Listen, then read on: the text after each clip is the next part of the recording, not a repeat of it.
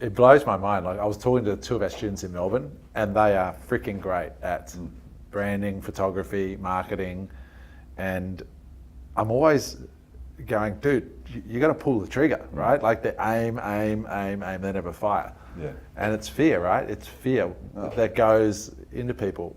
You know, seriously. And look, it's a foreign place. You know, Amazon's different. I work with one guy. He's 40 plus. Yeah, this guy's smart.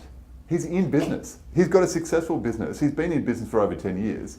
So he knows the inside and the outside of a business operation, right? There he is on Amazon. It's new for him. And we've gone through the product selection process. He's chosen 15. We've, dwindled that down to 5. And there's at least one of them in there that will work, right? It will. And this guy has got so much commercial ability, so much creativity, not to mention the fact that he's backed with, our experience, because we're all behind him.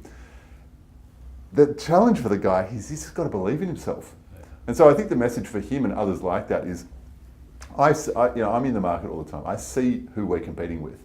Most of them are bozos. Most of them don't have the backing, the information, the education that we've got. So this guy and guys like him, you just got to go for it. You just got to, if you think you're half right, you're probably right.